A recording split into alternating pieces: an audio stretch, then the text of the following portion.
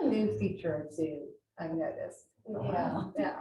I don't think you have to do it, but it tells you where you are. Are we ready to start then?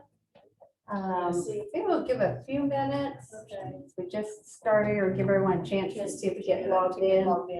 If you don't mind. We've got some from DNR that's going to, okay, Adrian is. Promoted the most of the analysts. Okay, good. And then Carrie Dodd also. And Coleman.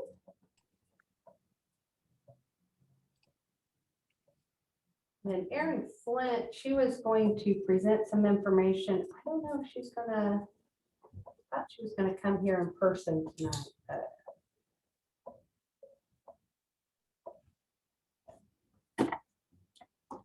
It's hard. They hired. Oh. Good afternoon, everybody. It's Carrie Tauscher. I just wanted to give you a heads up if Erin isn't on site yet. She shot me a text that she doesn't have Denise's cell and she couldn't find a way to let you know that she is stuck in a little bit of traffic. Oh, okay. She is completely fine. If you could let her know that, that would be great. Okay, will do. Thank you. Yep. We could do the other part and then she could do it when she's here. Perfect. Carrie, can you hear us? And Adrian, can you hear us okay? Yep, sounds great. Yep, I can hear you. Okay. Good.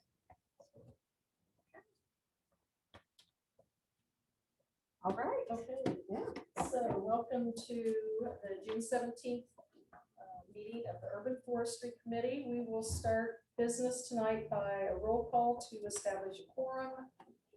Start at the far left. Want to state your name? Julia. Linda Castro. Jeanette Isabel. Carol Hannah. Nobody on? Yes, we do have two. Yeah. Adrian Zelma. Carrie Dodd. All right. Okay, so we do have a quorum. Thank you, everyone. Hopefully you ladies can hear okay. Let us know otherwise. And we will start with approving the minutes from the previous meeting, which has been a few months ago. I think everybody got that copied to them. It was the March 18th meeting. And if you've had a chance or want to glance through them real quick, when anyone's ready, then I'll let somebody make a motion to approve them if that is appropriate. If anyone can remember what happened in March. It's funny for myself. Okay. Okay. Let's give you another one.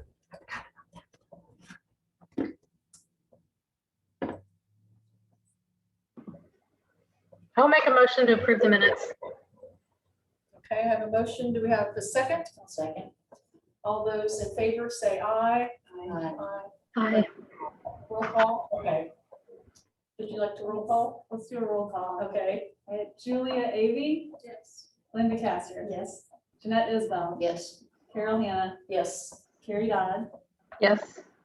Adrian Zelm. Yes. So those have been approved. Thank you. And we will move to, we've got one item on old business is our 2023 City USA Growth Award announcement. I'm gonna kind of be back and forth a little bit tonight, so if at any point that you all have questions or if you want to discuss anything, don't hesitate, to stop me. We've got, wanted to introduce, we've got Carrie Tauscher. She is from DNR. She is one of the big main project leaders there of the different grants that DNR offer for the different cities and towns. She, matter of fact, was here today. They put on a tree steward program here. And with her also is Tammy Coleman. She administers the grants that we all apply for.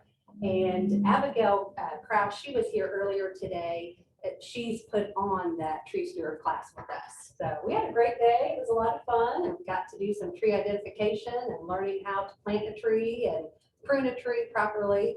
So they're an awesome team there, but they are here all, virtually with us tonight. So I want to give them an opportunity too, if they have any questions or anything that they want to, say to you all about whether it's the grant or anything about our tree board. I also wanted to kind of plug in there, they did offer to come in this next, fall, if you want to have any type of tree board trainings or any type of class that you'd like to learn about. They said they love Pendleton. They said it's a great place to come and put on those things, that we could even invite the community and other towns and city reps, and boards to come. So if there's anything that you are interested in, let us know. And we'll definitely get that to Carrie. But yeah, as far as the 2020 Tree City USA application, we had found out right before Rachel's last meeting. And I think this was actually her very last meeting with us, was the urban forestry one. But she had found out that we were awarded the 2020 award. It was on March the 17th. So we got that done, and those numbers there in your drive. In your drive, there is all kinds of documents about the community and urban forestry grant, but then also there's information about the USA application and the award letter. So you feel free to explore those. As far as that application, we were approved based on mainly what we did last fall with that recovery day, when we planted the 200 trees at the residential homes here in Pendleton, and we planted also 100 trees there at Falls Park. So that those figures come from that project. Those show kind of what we had spent per capita, total expenditures for that project, how many hours, a volunteer, I think it was over 900 hours. So that award was primarily based on what we did last fall. And then right after our last meeting on the 25th of March, we found out that we were awarded the Growth Award. And we'll talk about the Growth Award a little bit here in a minute, but the Growth Award, we have a press release that we need to get out on that. So that letter is in your Google Drive as well. But we wanted to get the announcement to the tree board first, and then we'll get that out in the paper and share with the community that we basically went above and beyond that 2020 Tree City USA application award. And then on that, the two biggest driving forces of being awarded for that, from what I understand, as best as I understand, is the Tree Keeper software that we put into place here. And Erin Slint is going to be here in a little bit to share more information about that to you all, as well as she is going to share the inventory results and report that she and her group had put together for the town of Pendleton. So it's a lot of really cool information. Also then that tree project, and that tree project was a great joint project between South Madison Community Foundation. They really helped us out a lot by coordinating all the volunteers for that day. That was planting groups, also locations, and those residential owners that wanted trees placed on their property. So they coordinated all that for us. Also, we had Arbor Day Foundation and International Paper. The two of them together made it possible for us to be able to have those 300 trees brought to the town and planted. And then also Falls Park, they helped us out as well. And then a huge lead on that project was Carrie and Tammy and Abigail from DNR. We met with them every week pretty much. I think it was on Friday, something like that, at 1 o'clock we had to get together. And Yeah, Friday 1 o'clock meetings. It actually turned out to be a great way to end the week.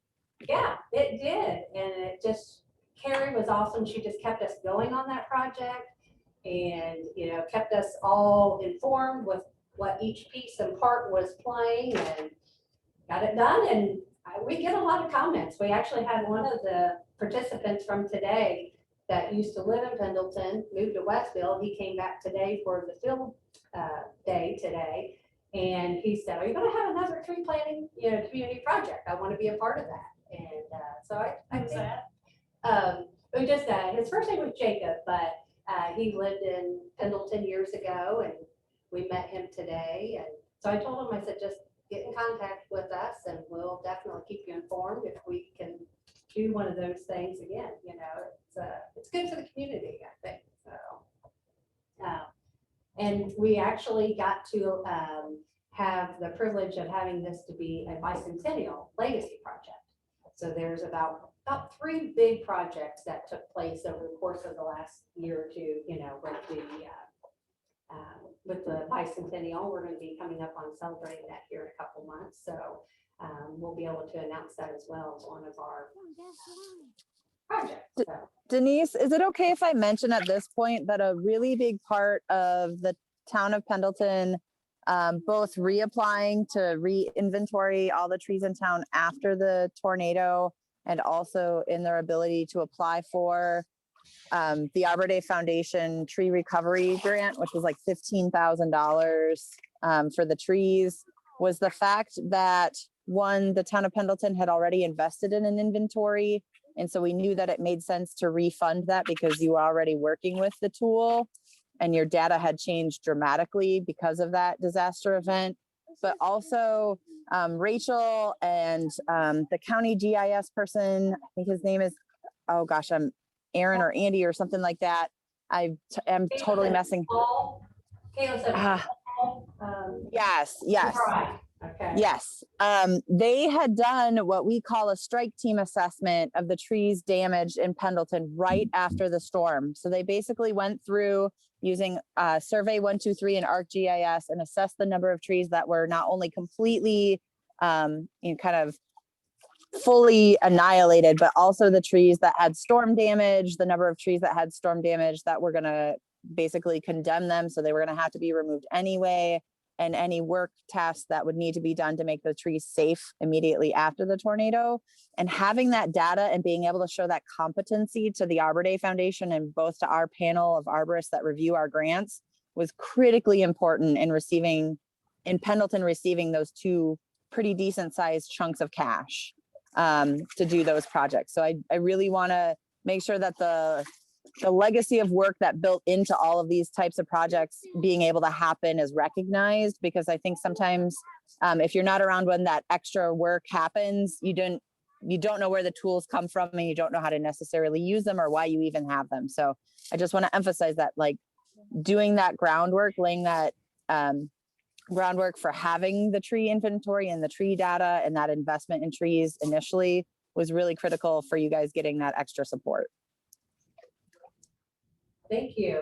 Now, Carrie, is this correct? Was the inventory done just right before the tornado and then was re-inventory thereafter and then again after our fall plantings this past fall? So yeah, so is that right? So the data in the report had just been finished right before the tornado happened. And then we paid for the re-inventory, or the grant came to re-inventory because we were like, none of your management data is accurate anymore because you guys got hit pretty hard.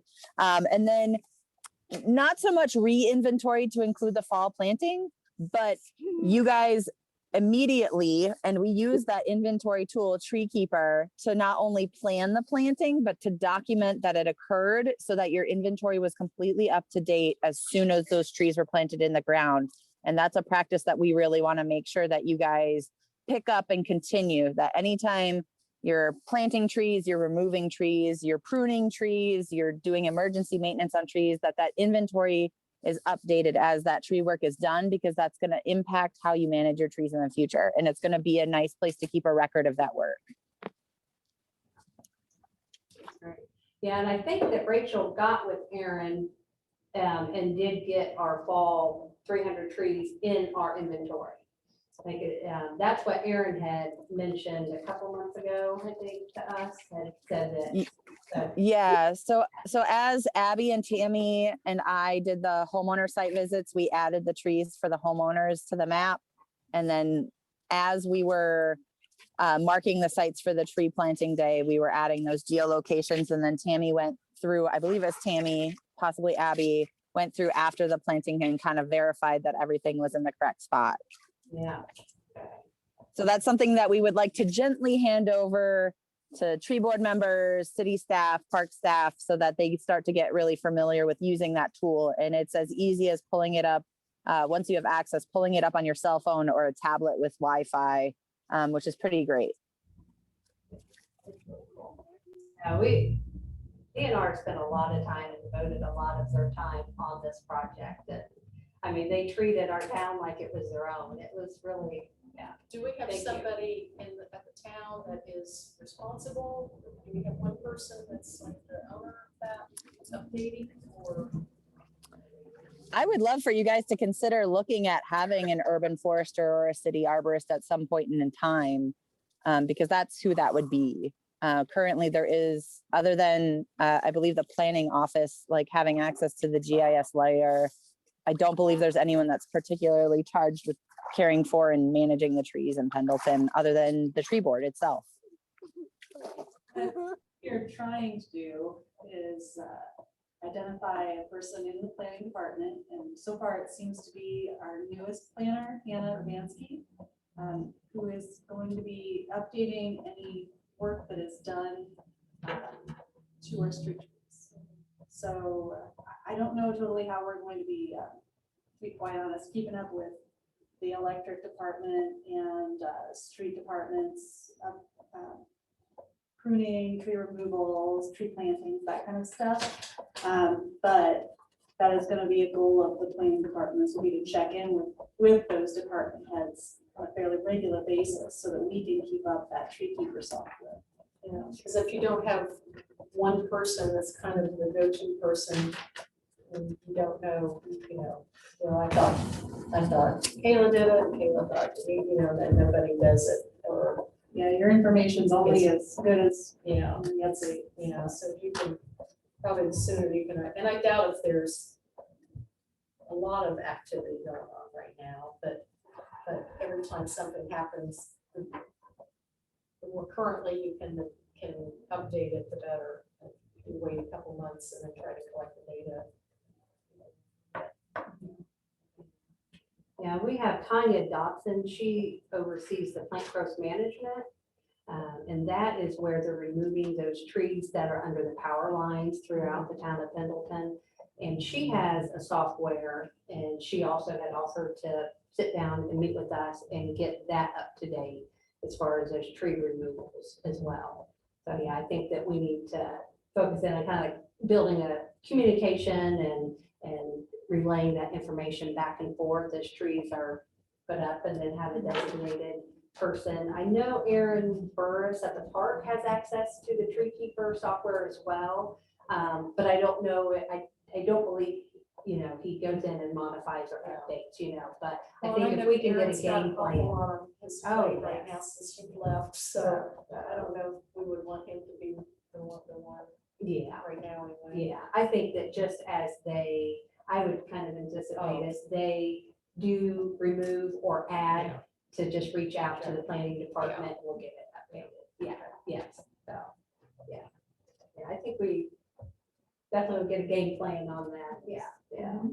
So, does anyone have any questions about the 2020 USA Tree City Award? And So for the President? last group of trees like that are on Heritage Way, that was the end of that.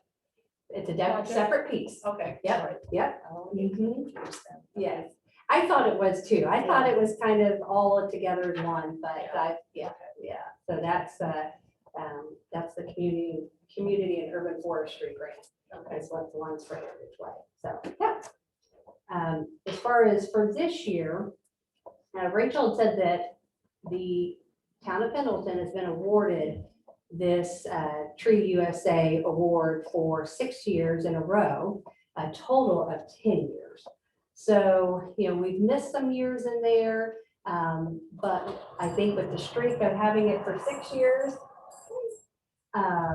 we like to be able to keep this going.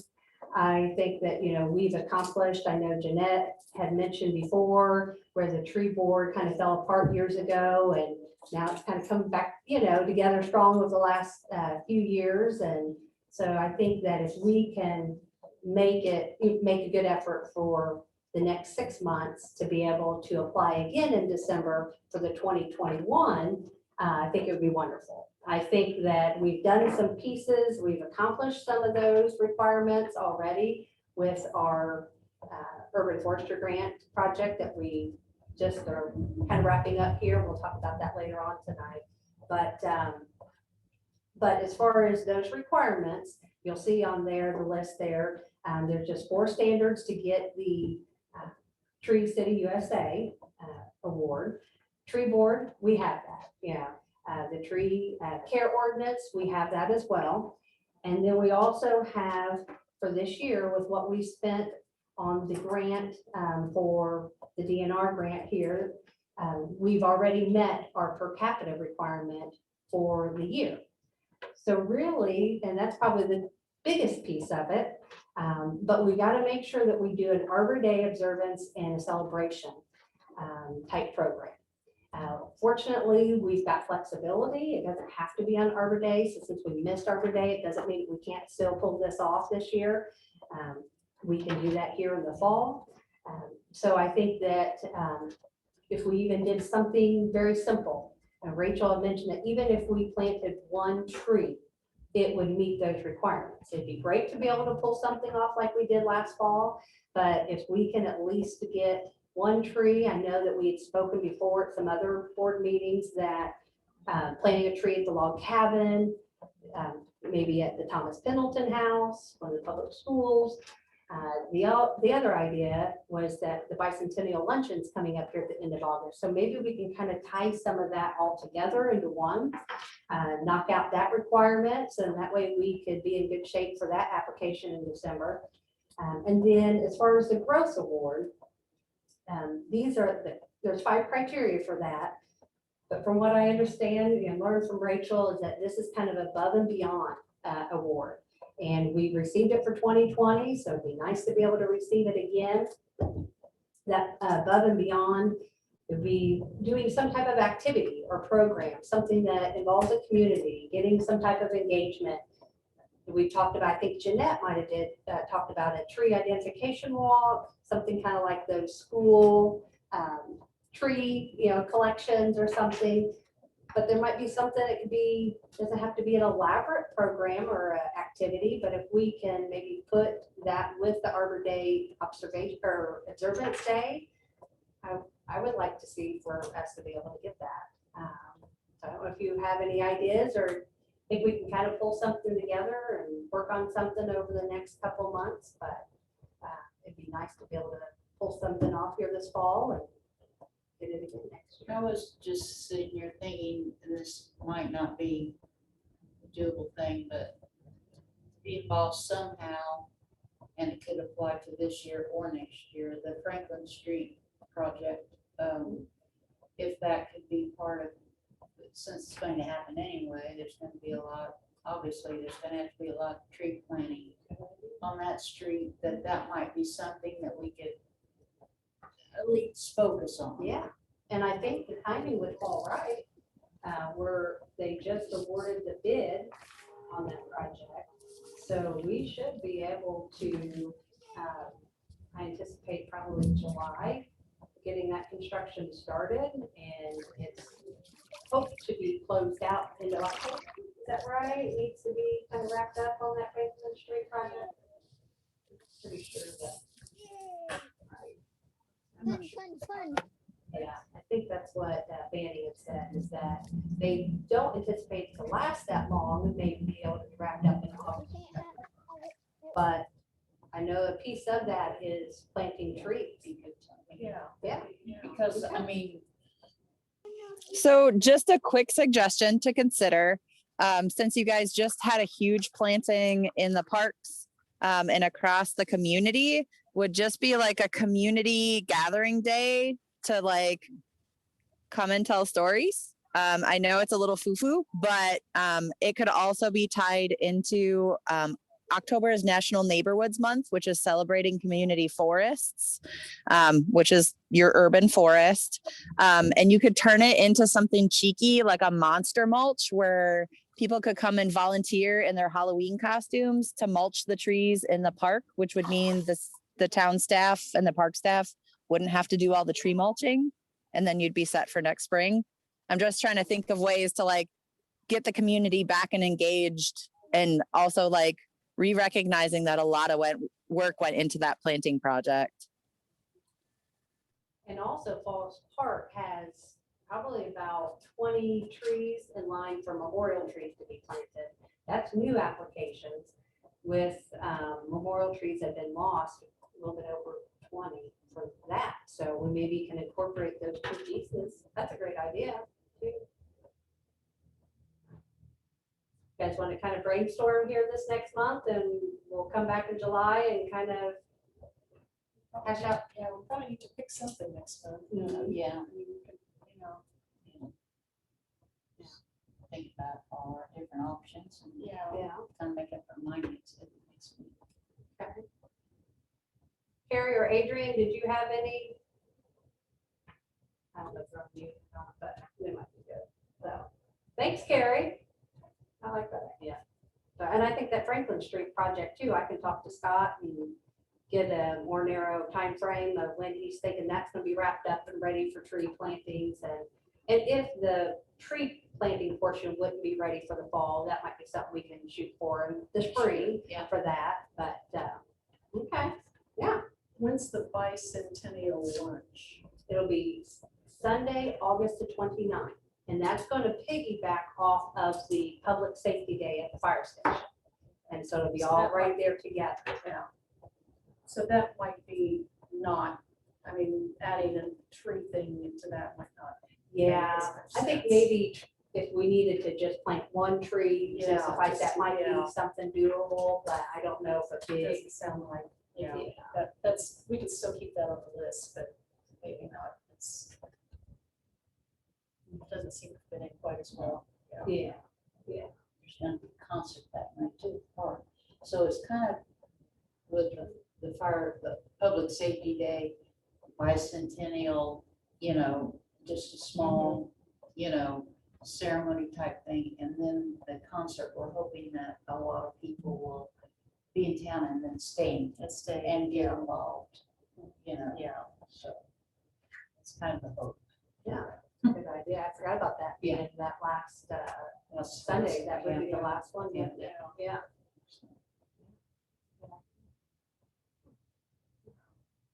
Nice having life back to more normalcy and Yes, it is. enjoying events and activities again. Yes. Well, maybe, I don't know, maybe Denise, maybe we could put together kind of a list of ideas and get them emailed out to folks so we can kind of think of it.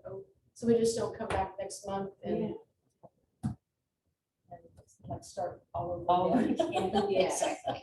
I think that's a good idea. Would that be appropriate to Yes. get some information going around and just let people add or make their comments or whatever, and then maybe the decision will be a little bit easier for me. I mean, if we talk outside of this meeting, it's not inappropriate, or is it less of a quorum? Yeah, less than a quorum. So, Two or three at a time. okay. That's a good idea. What I'll do is I'll just send out a group email to all of you and just kind of remind everyone and just let everyone, Could we reply just- all. Oh, well, no, if we reply just to you, could we do that? Oh, if you want to do Because that. if we reply to all, we're gonna have a quorum. Oh, okay. So Yeah. reply, okay. Clear, Yeah. restate that. But ahead of the next meeting, you could synthesize all of their ideas. Yeah, that's what I'm thinking. If we could reply I to you, individually, and I'll and just then you can put them summarize all and together. recap it. Yeah, Okay. okay. Thank you. So That's a don't good hit plan. the- Don't hit the- don't Don't hit hit reply all. All right, Sounds good. I was gonna say, then as far as, I guess, next steps here, we'll need to get something planned for the Arbor Day observance. And then we'd also talked about, in addition to those community educational activities, we have talked a few times here in the last 5-6 months about forming a couple of committees. So that first one is the Arbor Day Committee, and that's just to keep that as an annual event, to where then as we go into the next year, we're not, trying to fit it in towards the end of the year. So if we had someone, if any of you, Carrie, Adrian, any of you here that's interested in kind of being the chair of that committee, once those committees are formed, then we can invite other individuals from the community to serve with, those on that committee. And they don't have to be a board member to be involved. So that would be very helpful. And then the other one that Rachel had suggested was the Memorial Tree Committee. And that would be either assisting the park in that Memorial Tree program, but like she said, we can broaden that program. It could be trees that's planted at the cemetery, the park, the golf course. It doesn't have to be, limited, just to Falls Park.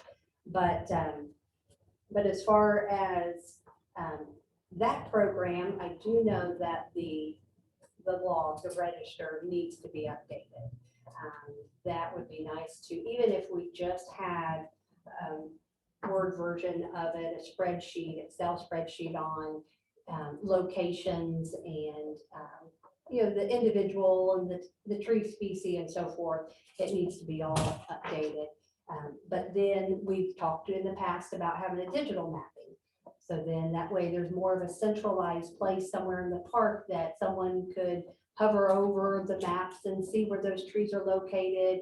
That digital screen could then show up something about the individual that the memorial tree was donated on behalf, and maybe a little bit about them and their life or their family or whatnot, versus those tree hanging tags. I know they're not the best, the best for the tree. When those trees start outgrowing those hooks, it's very difficult for a small crew park to keep up with those tags. Those tags get blown off in the wind at times too. So those are some ideas that the committee can start exploring. And then just whether or not, I know that there's been some discussion of, do we want to assist the park, or do we want to help the park by taking that program on? So that couple of options there. But I think that as far as going forward, I think that if we can maybe, it's my thoughts, but making it a goal to decide here in the next 6 months, do we want to form those two committees? And if so, let's have them up and running by 2022. I don't think we're going to be able to form those, this summer, this fall right away, but maybe making, if we have any of the board members that want to think about it over the next month or two, and if you want to take that on, lead those, let me know, or let the planning department know, and we'll help do our part on what we need to get to, if we need to amend the ordinance. I don't know if we need to reflect something like that at committee or not. I haven't looked into that or not. So, but we do, we can help with the publication of that. We can get things out on the web, social media, different things like that. So think about that. That'll be another little thing to kind of think about between now and next month. Does the Tree Keeper software have any functionality that would help with that memorial? I'm seeing a head shake. That sounds like a perfect. Yeah. fit. Okay. It would be a great tool. Yeah. I mean, from what little I know about it, I would think it would be great too. Yeah, I'm just now really getting into that program and just seeing like reports that you can craft, and there's different things as far as just keeping up with the conditions of the tree, whether they're dead or they're fair or good or poor condition. I think there's even some notation for each of the trees that you could put if someone called and said, I'm concerned about my tree, and just making sure that we're maintaining those trees a lot better. And But I'm just saying to keep track of the memorial trees. yeah, I think that there could probably be a way that we could add that. We make them public. Is Erin there yet? Yeah, she is here. Yes. Okay. Yes. Okay. Yes. I'm guessing she can probably help better make you guys aware of what's possible. I can talk about it. Yeah, Okay. she's gonna share with us here in a little bit, she said, so, yeah. Yeah, it's, and we do have that public version online now, so anyone can go to the urban forestry section of our board and commissions page and click on there, and they can, check to see, what the inventory is and the location, and I'll let her, that's her baby, she knows that in and out, so. But yes, it's very exciting, because I don't think that, a town our size, I don't know how many have been fortunate to have this inventory program. But it really puts us in a great position going forward for the future, so, yeah, that's awesome. Hey, does anyone have any questions about the USA, the Tree City Awards or anything? On the Tree City Awards, that can be done at any time during the year, correct? And, Yes. and likewise with the Arbor Day, even though you'd like to have it on Arbor Day, it doesn't necessarily have to be. Yes, Is that that's, correct? yeah, that's what I understand, as long as you can get it in there and acknowledge. Arbor Day is every day, as long as it's not December 30th when your application's due. Yes. That's right. That's right. Well, I can give a recap on the grant that we are about ready to finish up. We've got a few more weeks to wrap up all the final details, but there is a folder in your Google Drive that has all the documents that have been submitted to DNR. It includes the maps, the inventory logs, budget information in there. Also threw some pictures in there of our street department, and I think it might be at the top of those folders. Okay, yeah. But we'll go over the highlights of this grant. This was a grant that Rachel had applied for in December of 2019. And Carrie, am I correct? Then it was awarded early 2020. Is that? Yeah, it was. So so the application process usually happens in summer of late summer, and the contracting process through the state unfortunately takes a hot minute between the review process and the contract award. The project technically began in January or February, I believe, of 2020. And keep in mind, this all happened right after our tornado. So it was just probably 6 months or so right after the tornado. And then that's when Davy Resource Group, when we got awarded, then Davy Resource Group, and that's Aaron's Lane, she's here representing them. They were hired out, and then that's when they went to town to get our inventory and our tree keeper software and all that. But, and then this spring, we needed to wrap up, or we needed to provide the tree planting portion of this grant. And so we've been working hard the last couple months to get that done, and the street department guys have been awesome. But as far as the grant funding sources, the total application was 40,000. So that was 20,000 as a 50-50 match grant. 20,000 coming from DNR, and then another 20,000 match coming from the town of Pendleton. But we have the flexibility to be able to use a collaboration of sources to meet our match.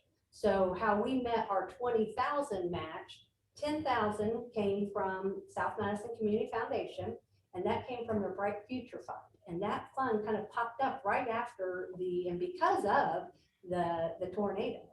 And so we were very fortunate to be able to get that grant. And then the other half of our 50% match, the 10,000, was going to come from the town of Pendleton and Falls Park. Originally, there was discussion, it wasn't a set amount, but each side committed that they would contribute 5,000 each, and however it played out, it still is the town of Pendleton funds or contribution, but the other half of our half, was going to come from the two of us. But then when it was all said and done, if you include the in-kind service, equipment, costs, equipment, rental costs, trees. There's a budget form in your folder there. It goes in more detail, but including all of those aspects and then also administrative, and then the tree keeper software training that Aaron Flint's group provided the town of Pendleton staff, and then also the cost of a contractor to inventory all these trees. The total came to a little bit over 49,000, so $49,443 is approximate right there where we landed. And Scott asked earlier, and I'm glad he asked this because I think it's a good point to bring out. The DNR, their portion, we had asked if they would pay for the cost of the contractor cost to inventory the trees. That was $10,100. The tree keeper software was $6,250, and then the web training was $400. So DNR paid for $16,750 for those costs. And so they covered, they covered almost of what the cost to be able to have that benefit here. So we're very, very fortunate to get this grant. The remaining amount of $3,250 that DNR gave, it went towards the cost of the purchase of the trees. And then the matches, how we work that, the contractor came in a little bit higher when it was all done because they had to re-inventory and so forth. So there was a more involvement there. 2,155. We used a portion of South Madison Community Foundation to pay for that portion that we were lacking in that category. And then a little bit over 7,900 of their $10,000 grant total went towards the purchase of the trees. So then tree delivery charge was also, I think I need to restate that, what my conversation was earlier. The tree delivery charge was paid out between the town and the parks contribution, as well as the equipment rental. And then the rest of it came in kind service and equipment use there. So, so we're looking at about $2,000 in out-of-pocket costs between the town and the Pendleton, or town and the park. So then in kind and equipment use was 17,300 for that total 49,443. As far as the two components, like we said, it was more than the inventory, the software, the web training, and then we planted 60 trees. The 60 trees, we had 24 trees that came from Dogwood Tree Hill Farm, and we had 36 trees that were delivered from Woody Warehouse. So it worked out perfectly. Those two vendors were amazing. They were given short notice. They worked very hard to be able to get those trees here in the time that we needed. Even Dogwood Tree did not know this, but there are some nurseries that they have to dig those trees up still before they deliver. So they had to dig up those big burlap, those trees and deliver them. 2.5-hour drive that they drove to bring those trees to us safely. And they weren't for sure if they would be able to, because we need to get these trees planted by the end of May. So we were down to the wire. And the last day that those trees were planted was on the 27th, which was 2 days before Memorial Day weekend. And believe me, those guys deserve that Friday to relax and chill, but they got it done. They spent about 8 to 9 days total planting those 60 trees. And then before mentioning some of those highlights, just want to give a huge thanks to a lot of individuals. You'll see Indiana DNR there. We've got Carrie, Tammy, and Abigail, Data Resource Group, Aaron. Aaron has been great communicating with Kayla, helping myself learn this software and offering her services even in the future going forward with inventory and advice and so forth for any of our tree planting needs. So that's been greatly appreciated. The town street department, there's been other guys that were there as well, so I don't want to say that the electric department, water department, they helped as well unload these trees. But Rick Boland, TJ Fow, and Joe Schroeder, they worked hard. I mean, they were constantly, out in the field, getting those trees planted, keeping them watered. So they were a huge help in getting this done. Solution for eBiz Times Post, they're giving us great coverage on this to be able to, provide the community with all that has happened.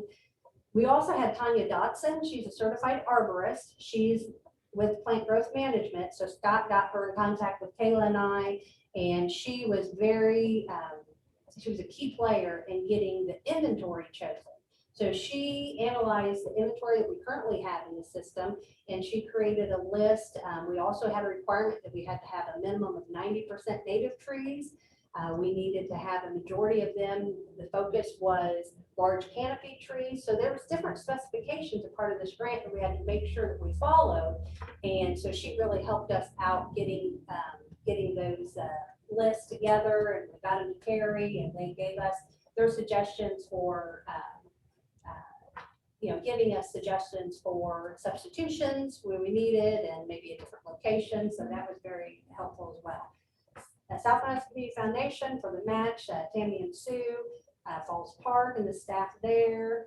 Tom Crickmore, he works for the golf course. He spent hours with our guys helping and showing them around. He took me around when I had to re-inventory to make sure, because some of the trees, black oak and a post oak, it's hard to see if they don't have a tag on it, so we went back out there, and he was very, very helpful. Then also the South Madison Community Schools, we were able to get them involved. So Nathan Hall, Kim McCarty, and Nick Hall, they're twins, they helped us find some good locations to plant a total of 9 trees out there at the school system, so out the middle school and high school. And then we want to thank Rachel. She's the one that applied for this grant. So she did all that work to be able to make this possible.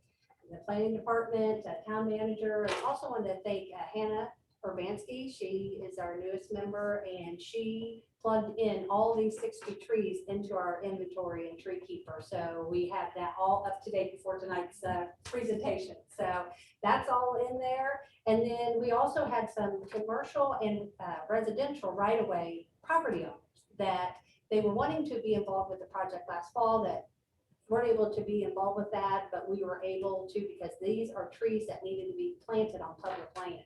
So we were able to work with them, and we had about, I think, 6 of those trees that got planted in the downtown areas.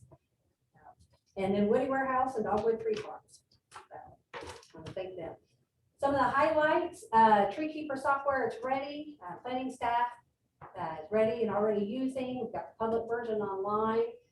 We've got that inventory, it's updated. It breaks down the species. Talk about it, conditions, the benefit, the site location. It also, I'm gonna let her talk about that, but it has a lot of features on there that we can use as resource. We have our tree inventory update result and report that's also in your Google Drive. That was provided by Aaron Flint. It really gives a lot of great information as far as where we are, where we were, and where we are today as far as our tree species, and the breakdown is percentages, and gives us an idea of what trees not to focus on and what trees to focus on to bring into the town of Pendleton to better expand our diversity of trees. There are 18 different species of those 60 trees. So we had, I think, 5 or 6 different types of oak trees, and then we had about 13 other trees from northern pecan, butternut, black gum, northern catalpa. Have you ever seen one of those trees? Yeah. I thought, what is this tree? Is it going to live, or is it ever going to bloom out? It looks like a rhubarb, or am I saying that right? Rhubarb, like a stick. It just looks like it's just a stick, and a little tiny little like leaves that like stick out, no branches at all, But if you look them up, they're beautiful. Yeah. So once they grow, we were able to put some of those out at the golf course, out at Heritage Way, and then some sassafras. We got all kinds of trees in there that were, and then cockspur hawthorn, not the thornless version, and then also we have pink flowering dogwood, hornbeams, and then one Ohio buckeye too. So So we've got a good variety. They looked at what our inventory was, and we focused on what we needed to do to increase trees that were low on our inventory. We planted the trees in Heritage Way, Falls Park, Fall Creek Golf Course, the Grove Lawn Cemetery.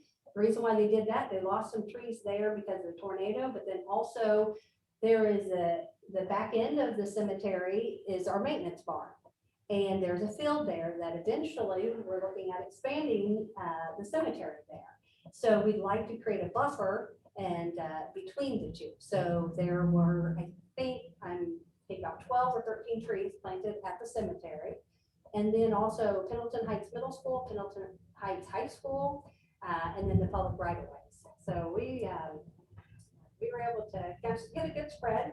350 hours of in-kind service was committed to this project.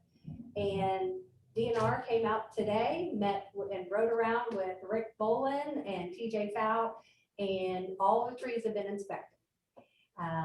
They had a great, I learned so much about trees. I learned that I know hardly anything about trees because there's so much to know about trees, but but today they learned they had a few trees that needed some tweaking. Think they added some topsoil that is best learned now not to add. So they're going to remove that, and then they're going to add their mulch later, and they're going to send pictures to Carrie next week to show that all that's done.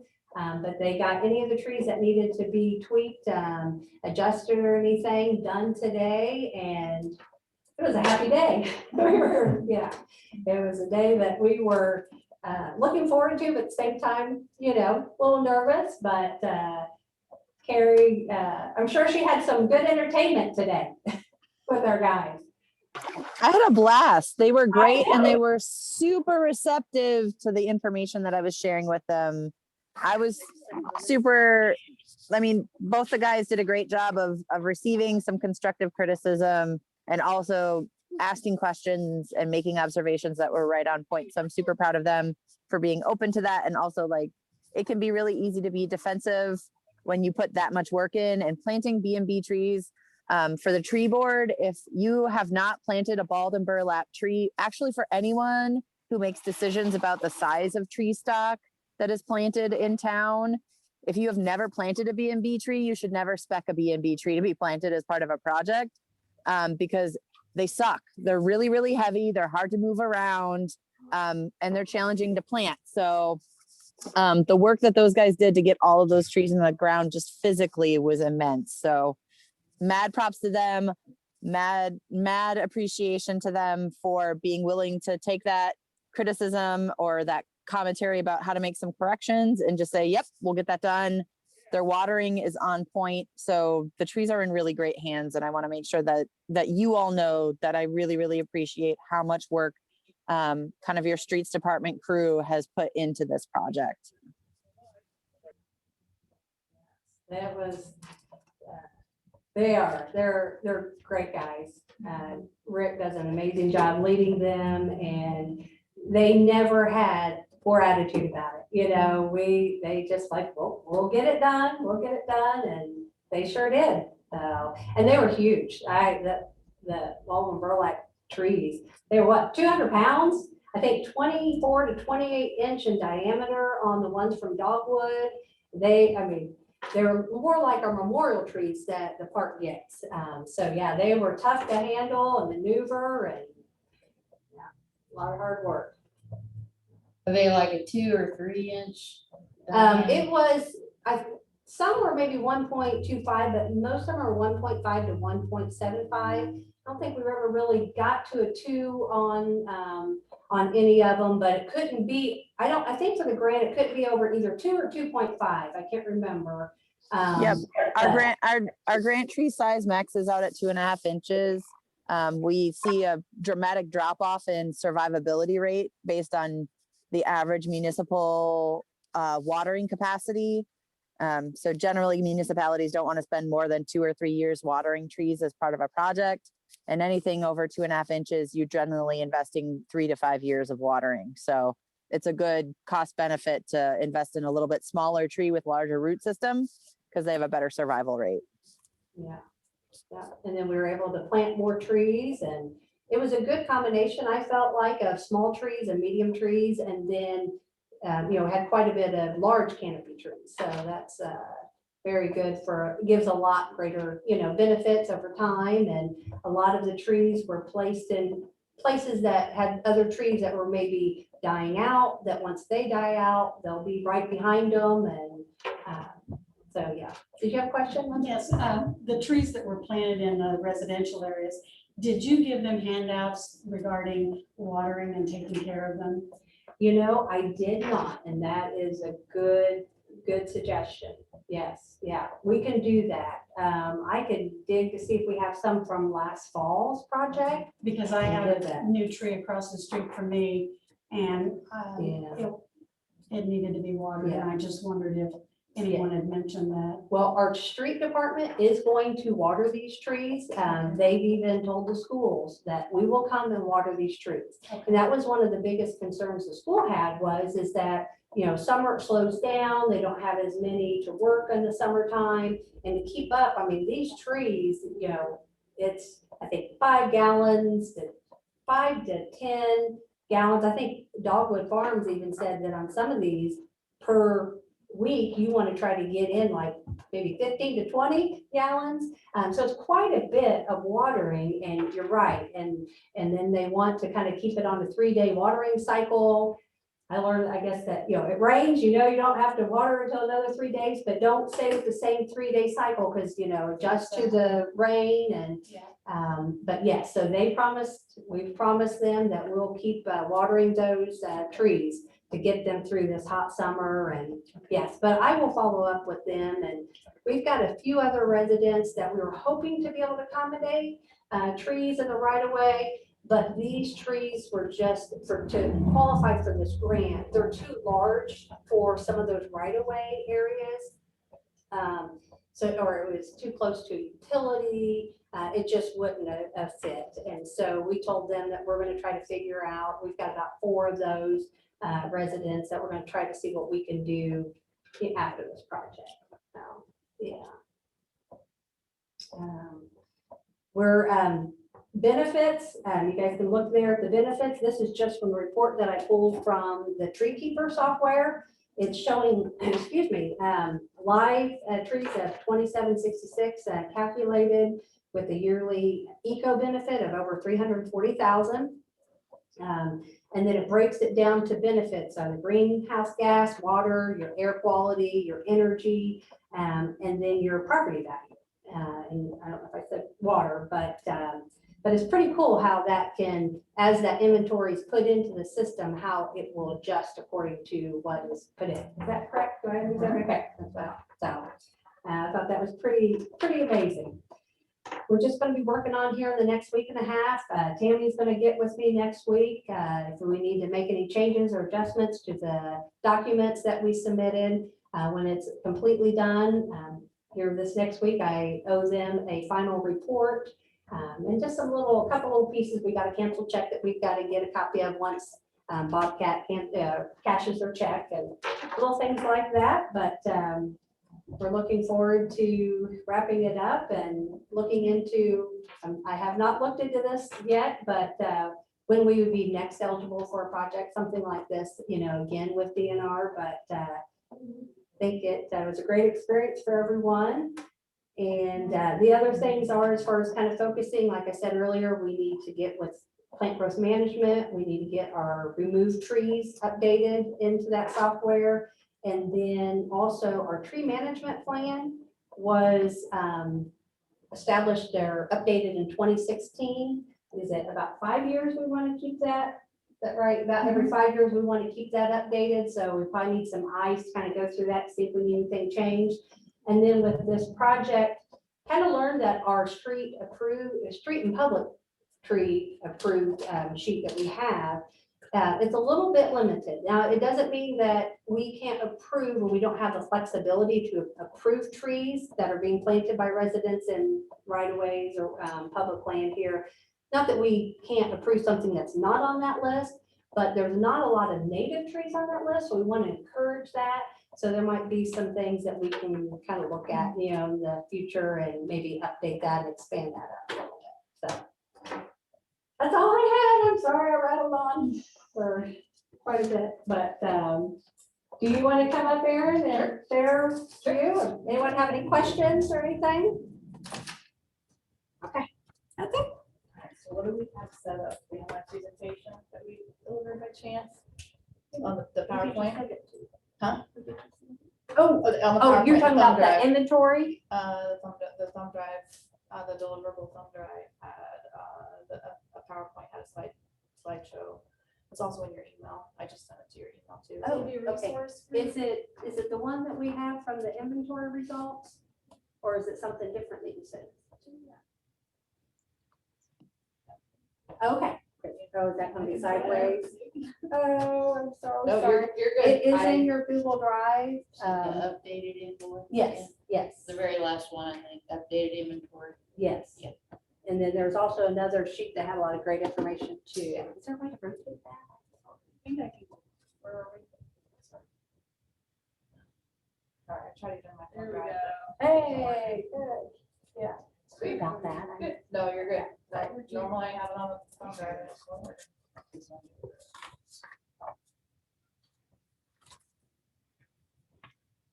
So the picture is up there. It's the one with the green city cement screen.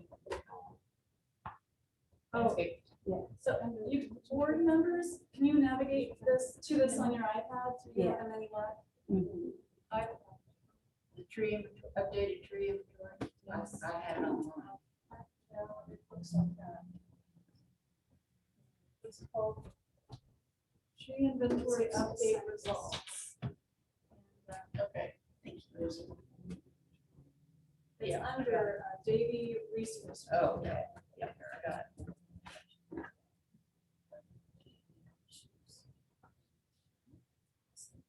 And if you download it, you might be able to rotate it. Or- Is it kind of like a flip? I remember that. Sorry. Yeah, I only have on the back right. This Davy Resource Group. So go back. Yeah, it's the.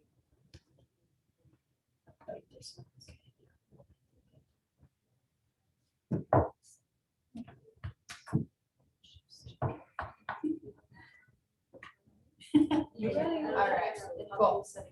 Is this mic on? We're just speaking to it to make sure that. It will they're here? pick up. It's not. Okay, cool, thank you. All right, so yeah, Aaron Flint, Davy Resource Group. I'm certified arborist, been with Davy for 15 years. Ever Forestry team lead here in Indianapolis. So we've done, we did the inventory in 2016, right? You had a broken ankle, I believe, at the time. Didn't you ride around in a golf cart? Nope. Did you have a coworker that was? Maybe, actually, that might have been Sophia. Okay. That was, All because right. I was on maternity leave that time. Yep. Okay. I do kind of remember that since it was on Indy, but anyway, it was a spring one, but yeah, so yeah, we did that inventory then, and then we did it again, as we all heard previously, just last year, and this inventory was partially funded through the DNR, and so we thank them through multiple communities throughout the state for that pass-through funding. So I'll be able to flip to the next screen.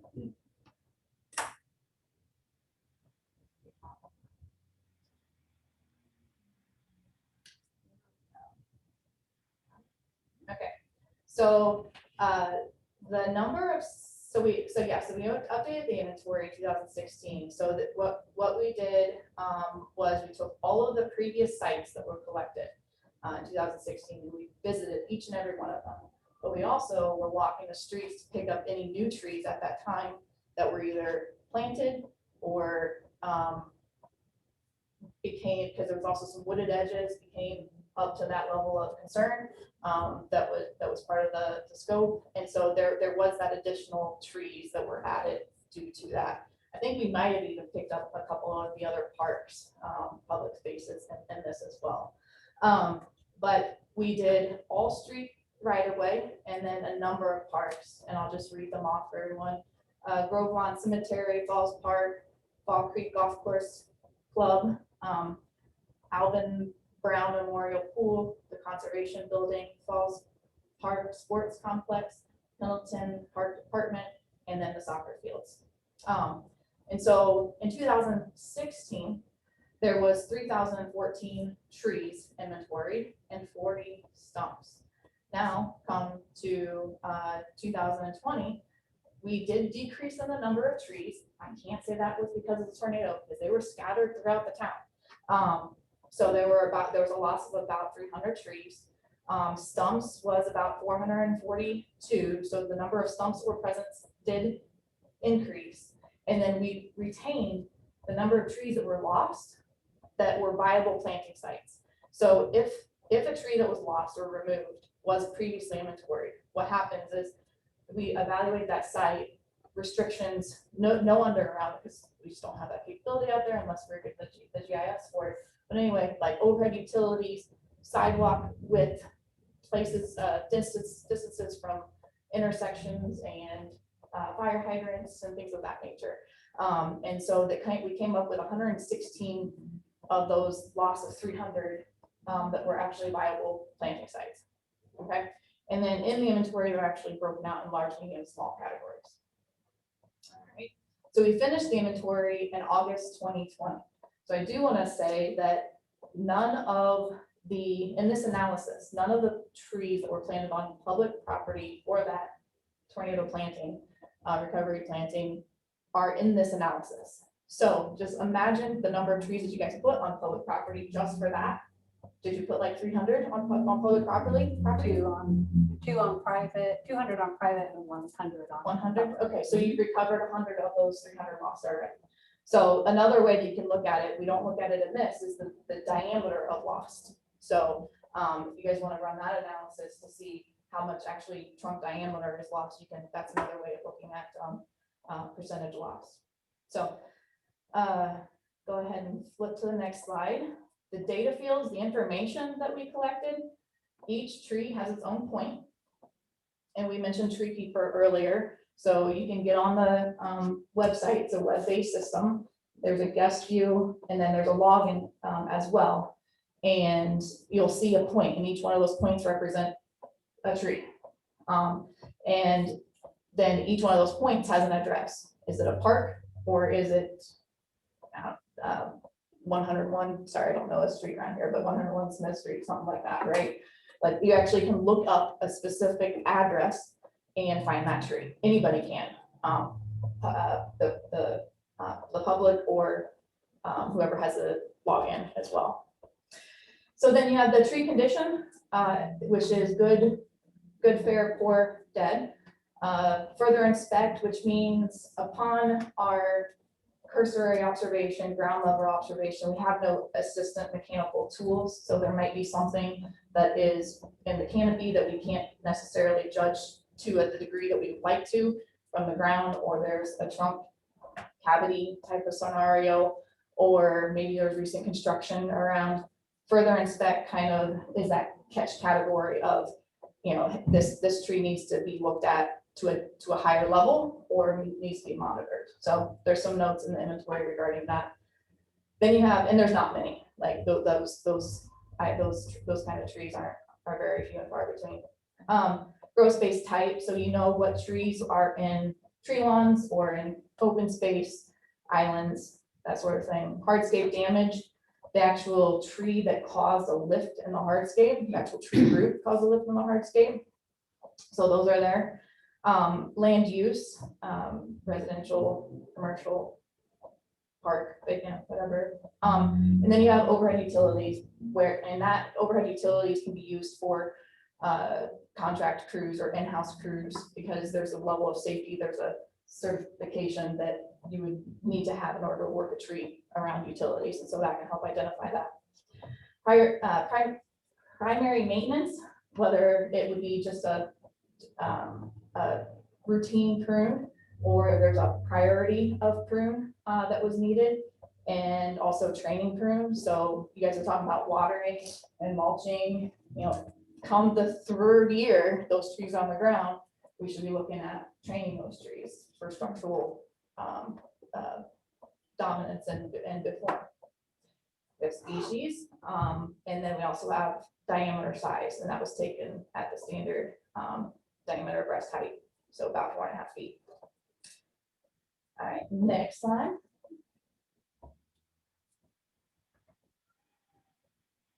Next slide would be the species and genus diversity. So we'll look at the first graph to the left. I did, normally I don't do this communities because you guys actually had a previous inventory, so it's so much more fun to look at data when you have previous work. So you have in 2020, the number of white ash that are out there only fell by 1%. Really nothing changed, nothing significant. The only thing we can really say was significant in this figure is the number of red buds. And I can tell you it's a specific location over by a roundabout that was loaded with red buds. Apparently it's not there any longer. So that was the deep fall of that one. So there's, you can look at those percentages, but there wasn't much change. And hopefully, as you guys continue to look at this, you can definitely tell through your through the tornado recovery project that you really scrutinized the species list and had selected those trees that are improving that diversity. And so just continue to do that. And you'll eventually get to where you want to be. Now you do see a gray line there at 10%. That is a best practice for the level of species you guys want to hit. Different communities have different things. There's different ways to look at it. There's not a set specific number just yet. Hopefully research is going to work it out. But some communities like Greenfield has 5%. They don't want any species to represent more than 5% of their inventory. So, and it's just making your urban forest more resistant to the specific pests that could come in, like EAV did, right? So, so going on to genus, very to the right, very same discussion. The species to capitalize on there would be just the number of maples. Selectively plant those maples. I don't want to say don't do it, but do it more specific, right? And strategic and where you're placing them. And that again, for genus, you don't want more than 20% of genus. Again, you can change that. You can bump it down to 15. You can bump it down to 10. Again, there's no set BMP, but in general, there is a research document that is more for just forestry in general, not urban forestry. That is where that is coming from. So then you have tree condition. So I'll go ahead and go on to the next slide. So tree condition, the majority of the population came to 47% in fair condition, which is great. Fair tree is completely fine. Urban areas are very hard, very harsh. They're growing in very small areas and have a lot of stress to them. And then also just sometimes the structure of the trees, urban forestry, training pruning wasn't around when these guys were small, right? And structural pruning wasn't necessarily around when these guys were small, right? We weren't talking about it a lot then.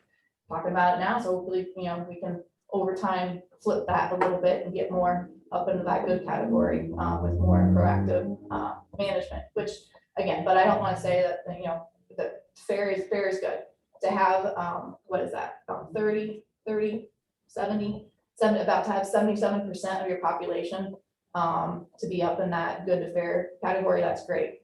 But what I do want to state is that 15% is dead. There's a lot of dead ash trees out there. And I know you guys know it, but that would be something to really work on. So when you evaluate that management plan, that would be something to really focus on and strategize around as far as figuring out what ash trees need to be taken down before the others. There's other trees out there too that are dead too. So I'm not just saying it's ash, but just really check that out. And there's no real changes between the 2016 data. So next slide. Next slide would be diameter class. So this is looking at the relative size or relative age of the population. The gray line is a representative of an ideal situation. Thinking that for every one mature tree, there's 4 young trees to replace it. Just that whole, where you're gonna lose some over time, some have shorter lifespans than the others, and so, and you want to have more mature canopy, mature trees over time. You guys are doing great in that mature area, so I'm glad to see that that's still stuck. It only, again, it only fell by 1%. Fell? No. Yeah, fell? Oh, I don't have a. Yeah, I think orange, I didn't realize I didn't have the legend on that one. I think orange was, is the 2020 data. I'll look here in a minute, I'll confirm that. But, oh yeah, I can do that right down. All right. Yeah, oh no, 2016 is orange. So, yeah, so it fell, yeah. So the mature trees they fell by just 1%. It's insignificant, but it's more important to see that there's a lot of mature trees in your population. That's where you're getting the big benefit you'll see here on the slide, is those mature trees. And so yeah, just encourage you to keep on planting those young trees. Next slide. So this slide talks about benefit, and this is where those mature trees really come in. And so to really, if you're looking at anything with ordinances, it's I encourage, and I haven't looked at your ordinance. I don't know if you have a tree protection ordinance, but that might be something that as a tree board to be considered, is making really strict specifications around preserving some sort of range of trees, specifically focusing on those mature trees, right? Because an average tree in Pendleton is producing $125 in benefit. And again, a lot of the average is coming from those mature trees. Okay. Erin, that benefit calculation, that's annually, correct? Yes, that's annually. Thank you.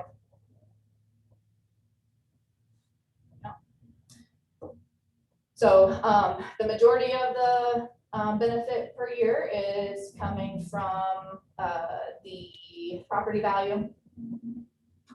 Next in line is energy conservation, and then next in line is stormwater runoff. So those top 3 are the benefits, but air quality is also a huge benefit. There's things that this doesn't even capture, like social benefit, health benefit of the community, and those sort of things aren't even captured in this value for those trees. All right, next slide. So what was delivered? You guys got the 3-year subscription for Tree Keeper. We also delivered a Esri shapefile, an Excel spreadsheet of the data as well. And then there's a narrative along with this PowerPoint slide as well. The narrative was the other PDF that you guys had in your packages. This is a screen capture of Tree Keeper. I'm not going to really get into the details. I'll leave your questions for that. But you can see on the left side, very small, that is where the benefit calculations do come from. And anytime someone updates the inventory with a tree, that benefit per tree for that tree will be updated as well. So if you add 100 trees, it'll add those 100 tree benefits in there. All right, next slide. All right, so the next slide talks about some next steps. I already talked about diversity, and you guys know it, so I'm not going to repeat it, but just keep on doing what you're doing and increase the number of trees that are not in your inventory, and also focus on those other ones that are doing well as well for you. Prioritize managing the established and mature trees, so that gets into that whole conservation of your established mature tree population, the larger size of trees. That is key, not only in tree preservation, but also in some of the maintenance practices as well. Making sure that they're always clean of dead wood and clearances, and just a small pruning can really help improve the vigor of a tree sometimes too. Then you have the young tree pruning program, so improving the growing structure of your trees. So really creating a 3-year cycle for those young trees, because the trees are so bigger, they're gonna start sprouting, and so it's recommended that every 3 years, young trees get pruned. So any of the trees that were already in the ground that are roughly less than 6 inches might need some sort of training pruning, not just the tree that you just planted, sort of thing. So generally, that's a 3-year cycle for those trees, and each of those trees that we recommended a training prune is in the inventory. They're easily found. And then the last bit is about updating things. So a cost benefit or a cost savings to the community is having an inventory. Having an inventory allows you to know what trees need what maintenance, where they are. And a lot of the times communities do this, update inventory every 5 years. Well, if it's updating an inventory every 5 years, you're losing a lot of the eyes and the information. Trees change year to year, month to month, sort of thing. And you can use it more as a prescribed maintenance for your trees and really look at what trees need the true maintenance at that time and what trees don't. So a general recommendation would be to split the town into like 5 cycles, roughly, based on resources and that sort of thing, but roughly 5. Sometimes it can be 7, and do an update of an inventory in that cycle. So a fifth, say for example, to a fifth of the population, every tree, every street, you're updating inventory. And then the other areas you're doing what's level 1, and it's just a windshield survey, catching new dead trees, large hangers, things that are like, oh, I got to get to that right away, And so instead of looking at as more just a piece of data, actually utilizing it as a maintenance tool. And I know sometimes it requires budget, but if you look at the budget line item and you set like, I'm gonna put, I don't know, 5,000 towards, inventory and update that fifth of the cycle, right? It becomes a maintenance tool, right? And potentially you can catch those trees that need removed or trees that need pruned quicker, and they'll be less costly as well. So just a thought about flipping some of the trends and how inventories do work. And then after, right now, you guys do have an updated inventory. So I definitely suggest you look at your managed plan and update some of those numbers. This figure will help you really get in there. There is an Excel spreadsheet that we would have delivered that's a 5-year work plan. So you can kind of do a cost analysis through there. And then the other thing is when you do the inventory in 5 years, it's the 5th cycles. At the end of that 5th cycle, you can just do another management plan update, right? Instead of going and trying to get those funds again, and they're just automatically built in. So at this time, that's pretty much what I've got. I'm open to questions, and then I know we want to talk about tree keepers. So This one I hadn't planned on. We had a wreck in our neighborhood earlier in the week. Can I show you a picture of this tree that was damaged? I guess, sure.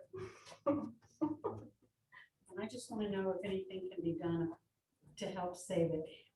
And this really, it's worse than it looks. It's a pretty big tree, isn't it? It's a tulip and it's wrapped around, and I'm in the street taking this picture.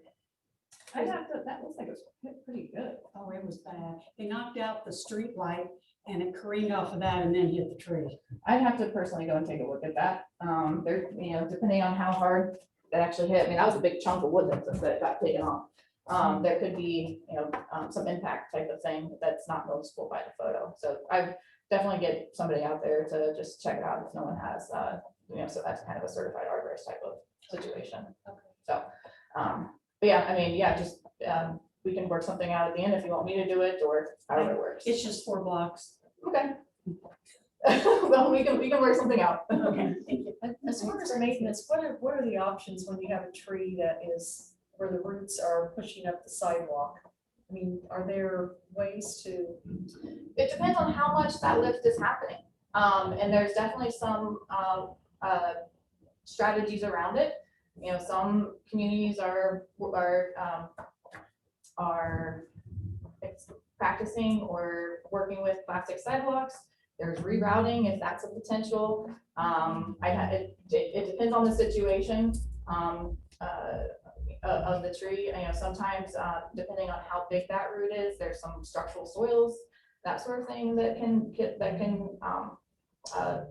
be redeveloped, re-engineered for that site. So it kind of depends on what type of slab is there, how much that lift is, you know, and that even the tree condition too. you know. I know we've got a lot of, I find when I'm walking around. Sarah, do you want to add anything to that? I was just gonna say exactly the same thing. There's a lot of options, but they're very tree site specific. That kind of wraps back to my comment earlier saying, you know, as much as it seems like kind of a big ask or a big suggestion, but having someone either on call or like contractually having access to an arborist when you guys have very specific questions like that, because that is that's a consultant level question, right? Like your streets department shouldn't be answering either of those questions because none of them have any background in horticulture, plant science, soil science, or anything like that to like help you as a tree board make those decisions, especially related to risk assessment. And so either working to train and educate staff to get to a level where they can become certified arborists on staff, or having access to or hiring an arborist to do those types of assessments and do those site analysis where they can give you some options that are tree site specific for, the flexi pave surfaces, the plastic paver, interlocking grid pave systems. Those are all pretty interesting and advanced techniques, and they have a slightly higher cost. But when you consider the removal of the tree and the loss of the ecosystem service benefits annually, it's always way less, like astronomically less to modify the pavement service than it is to remove the tree and lose those benefits. On some of those are, like on a lot of the recommended street trees, aren't they? A lot of them now recommended for a deeper, the root being deeper, are a lot of the roots, like on, I don't know, I always heard white maple had shallow roots and they grow, and that kind of stuff. So the difference in that is pretty minimal. Like there's some truth to that, but for all intents and purposes, tree roots set at the level in the soil that allows them to respire, just like you and I breathe in and out to get oxygen into our lungs and to get out carbon dioxide. Tree roots to grow have to respire, and they're in a contained site, right? They're in the soil. And so for those roots to breathe, they have to have access to oxygen. So they can only grow so deep in the soil before there's not enough oxygen for them to breathe, for lack of a better explanation that can get super nerdy and super sciencey. And the more compacted a soil is, the heavier to clay a soil is, the less pore space there's available to that tree. And so roots may perch higher in a soil profile for a number of different reasons, and selecting a species just for that trait may not actually result in less infrastructure damage. What can happen is making sure that when you are making choices about tree planting, that there is suitable soil volume and quality and space for that tree to grow. So there are some spots in Pendleton where I know there were trees and they were growing there for a really long time, but it was when there were historic soils, so undisturbed, really beautiful, 1900s, 1950s soils, that now that we've put new utilities and new infrastructure under that soil, it no longer will be able to support a large tree like it used to.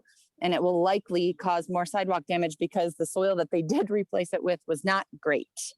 Also, I've been to several communities where they say, this tree damaged the sidewalk, but the sidewalk was built in 1945.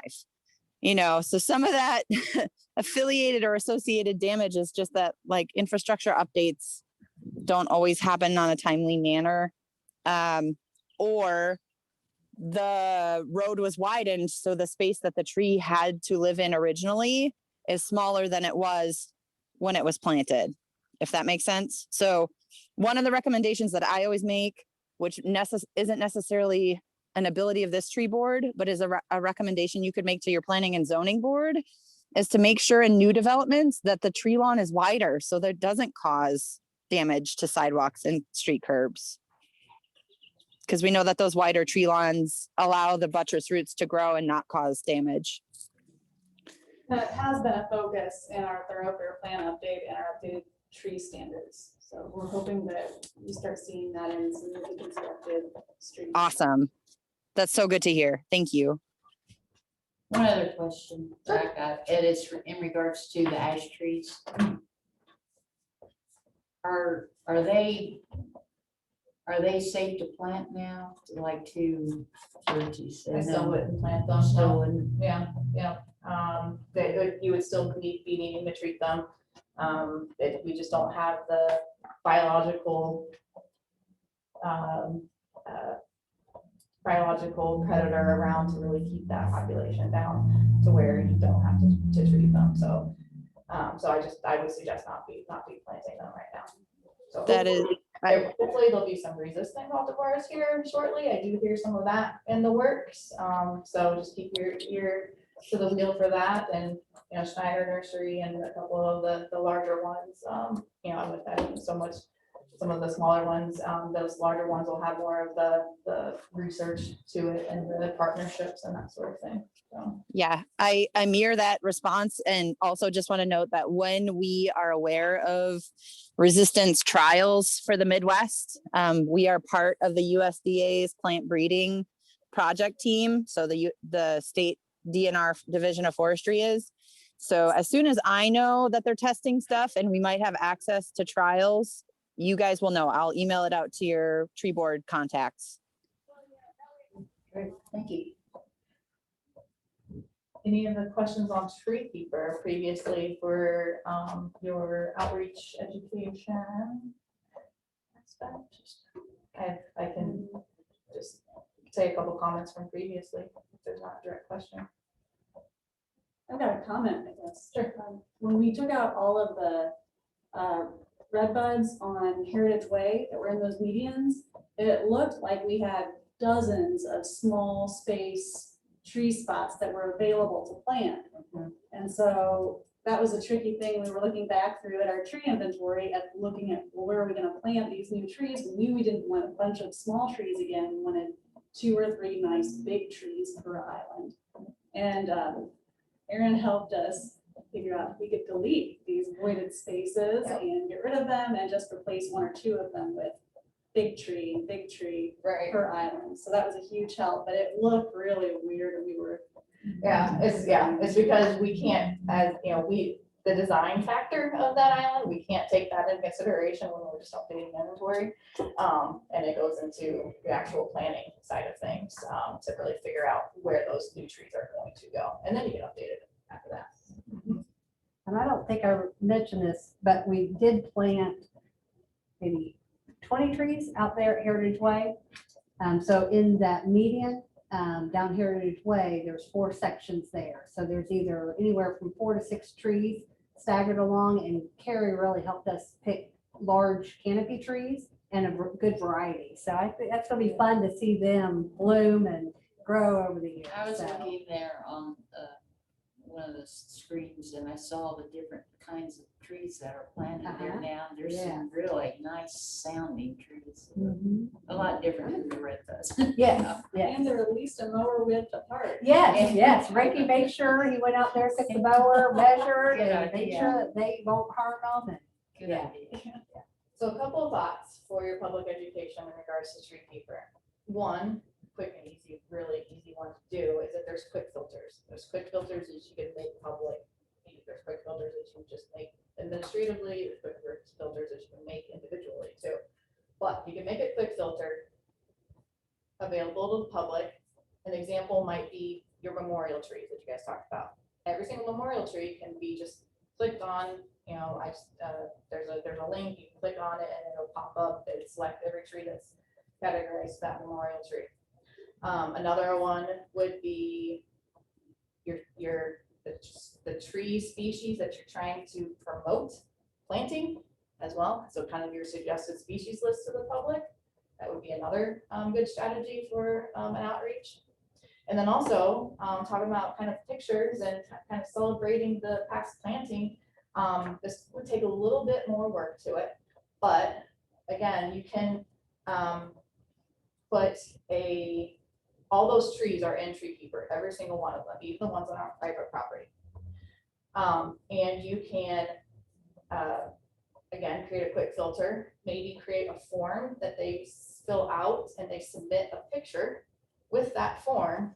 And then you can load those pictures into Treekeeper, make those pictures available. And so it kind of becomes a little, oh, that's cute, you know, family gathering around a tree that they planted, or, you know, hey, I love my new tree in my neighborhood, thanks for planting it, however the case may be. So kind of 3 ideas for quick filters and photos, and a big thing for communities kind of nationwide, trying to get the, what does our community feel about our trees, is just even a photo contest too. So if I wanted to, like, if I want to plant a new tree and I've looked at the list and I'm not sure what that tree really looks at, I could find out where there's one like that. I could find the location of one, and then so I could go look at it. Mhm. Yeah. Yeah. I just wanted to do that before. Yeah.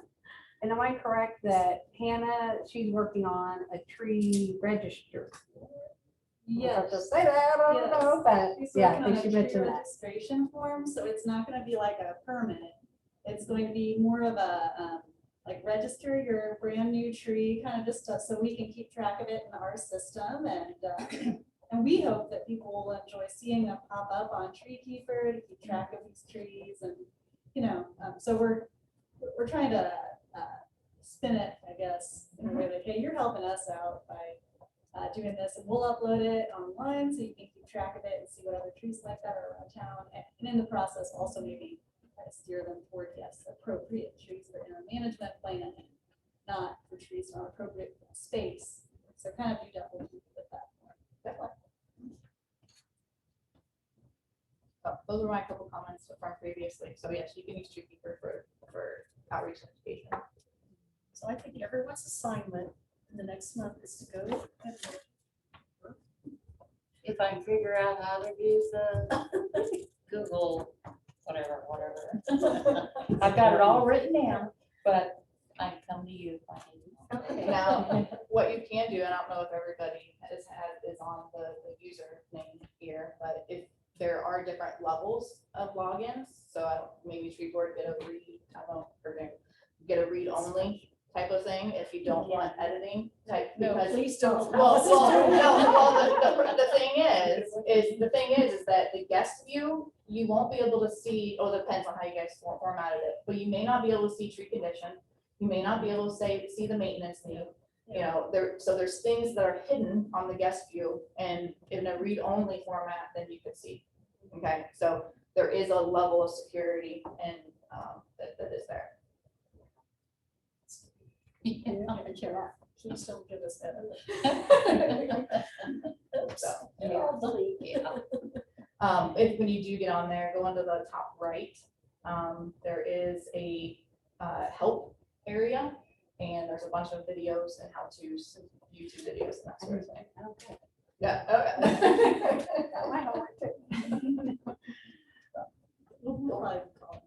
That's totally fine. All right, well, if there's nothing else, then thank you for having me tonight. I appreciate it, and I enjoy always helping you guys out in any way fun possible. You know, volunteer tree planting, that's kind of tugs my heartstrings a little bit, and I love doing it, so anytime.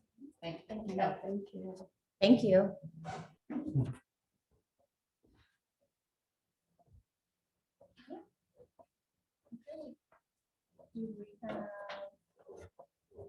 I can't say enough either, but I guess before we adjourn, about Denise's effort that she's put into this. yes. I mean, if she's been great. Thank you. Yes. I've learned a lot. Yes. But it's been fun. Yep, we got it. We're getting it done, right? Yes, yeah. We're lucky you like trees. Is that everything? Any comments from the public?